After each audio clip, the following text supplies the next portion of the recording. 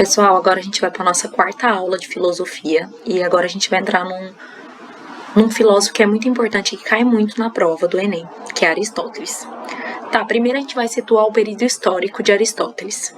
Aonde é que a gente tem que época que tem o destaque de Aristóteles? Aristóteles é contemporâneo ao declínio do período clássico e o início do período helenístico, que quem não viu ainda vai ver em história, é a época que tem a questão da invasão macedônica ao território grego, que tem uma mistura cultural que dá início à cultura helenística. E Aristóteles foi tutor do grande imperador desse período, que era Alexandre o Grande.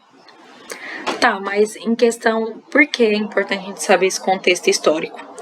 Porque a realidade histórica de Aristóteles é muito diferente do seu antecessor e seu mentor Platão, o que faz ele discordar muito de Platão, das suas ideias.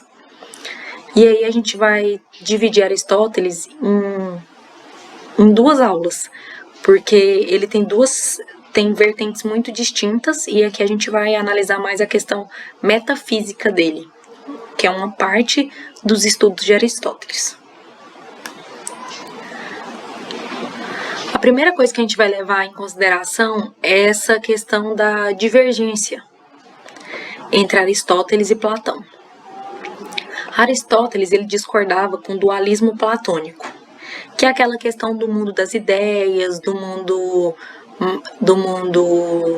sensitivo e do mundo inteligível, sabe, de ser totalmente divergente. Para Aristóteles, esse dualismo ele não existe, porque os mundos eles se associam, eles se interligam, e para ele os sentidos são sim precursores de conhecimento, eles geram conhecimento. E aqui a gente vai levar em consideração essa questão dos sentidos gerarem conhecimento. E uma outra questão muito importante, de que para ele a essência das coisas, dos seres, não estão num outro plano, num plano superior, sabe? Elas encontram-se dentro das próprias coisas, dos próprios seres. Então cada um de nós guarda a sua essência. É muito importante a gente entender o que é a metafísica aristotélica. Tá. Metafísica ou filosofia primeira é algo que está além da física, além da natureza. Tá, o que é essa física? A física e natureza aqui tem a ver com a capacidade sensorial, sabe? O que nossos sentidos interferem na nossa visão de mundo. O tato, o olfato, a visão. Então, a metafísica é isso, entendeu? É essa capacidade além de compreender o mundo. E é uma compreensão do ser enquanto ser. É a nossa capacidade de analisar a nossa natureza, que é uma coisa universal, a origem das coisas, a origem em comum. Tá, e aqui eu precisava fazer uma observação importante para entender essa questão do ser enquanto ser, porque o ser, ou substância, como Aristóteles gostava de falar, ele é composto de partes indissociáveis, que é a matéria, ip, que ela particulariza o ser, enquanto tem a forma, eidos, que é um princípio determinante dessa matéria, que é algo universal. Todo mundo tem aquela essência que vai adquirir a partir dessa matéria uma substância específica. E baseado nessa questão, a gente tem que avaliar uma teoria, que é a teoria das 4 causas, que justifica essa questão do ser, da constituição do ser. A gente vai descobrir que essa teoria ela vai explicar a questão da origem das coisas. Então, a gente vai entender ela baseada num exemplo simples. que é a do lápis. Então, a gente vai analisar como se a gente estivesse falando de um lápis. Tá. A primeira causa que a gente tem que levar em consideração é a causa material, que é a matéria-prima do que é feito aquele objeto. No caso do lápis, a madeira. Depois vai vir a causa formal, que é a forma que esse objeto adquire. Entendeu? Então, se você pensar num lápis, como que é um lápis?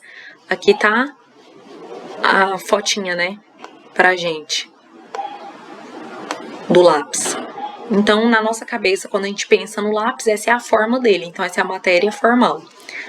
Entre a matéria formal e a material, a gente tem a matéria eficiente, que é o quê? Os meios, as ferramentas que fizeram esse objeto ser o que ele é. Então, como é feito o lápis? O que leva o lápis a virar um lápis? Então, vai desde o corte da madeira, quem fez, a fábrica, que vai moldar essa forma. E depois a gente tem a causa final, que é a finalidade. No caso do lápis, a finalidade é escrever. Aí aqui eu quis mostrar por uma imagem mais didática o que seria essa questão das 4 causas. Aqui, ó, aqui a gente tem certinho a formação do lápis em etapa. Essa aqui, que é a número 1, a etapa número 1, é a causa material, porque aqui é o material, da árvore à madeira. Depois, aqui, ó, do 2 até o 6, a gente tá vendo todo o processo de fabricação, certo? Do lápis. Então, ele é a nossa causa eficiente. E aqui, quando a gente tá no 7, a gente já vê o lápis formadinho. Então, a gente já vê a forma, o que formou no processo final. Então, é a causa formal. E se a gente for aqui pro próximo slide, a gente vai ver a finalidade. Então, vai ser a causa final, que já sendo o lápis sendo usado para escrita. Então, depois dessa análise, a gente tem outras 2 palavras que são constantes nessa filosofia aristotélica, que é potência e ato. O que isso tem a ver, potência e ato? Potência e ato são coisas que se interligam. A potência é a capacidade de vir a ser algo. Então, é a possibilidade daquela matéria se tornar algo. E o ato é o que se torna. É a realidade de se tornar algo. Por exemplo, a semente, aqui na figura, isso aqui é a nossa semente, certo? Essa semente, ela nada mais é... Opa, a gente pegou demais aqui. Deixa eu pegar aqui de novo. A semente. E essa semente, ela nada mais é do que uma árvore em potência. Porque dentro dela tem a capacidade de vir a ser uma árvore. Então, ela vai passar por todo um processo de transformação e ela poderá vir a ser o quê? Uma árvore. Então, o ato é a árvore. E a potência vai ser o processo da semente vir a ser a árvore. Certo? Então, gente, essa aqui é uma primeira parte de Aristóteles. Assim, a gente tem muita coisa ainda para ver dele, porque ele é muito importante, e as próximas aulas a gente vai analisar a parte que, ao meu ver, é a melhor de se aplicar em redação, em questão até mesmo de cair na prova, que é a questão da ética aristotélica, da política, da felicidade, que vai entrar a questão da teoria do meio termo. Então, por isso que nessa aula eu não botei a questão do foco da redação, porque isso aqui é uma parte muito inicial que é muito difícil de se colocar em prática na redação. Então, as nossas próximas aulas vão ser mais específicas, e é isso aí, a gente fica no aguardo, e até a próxima!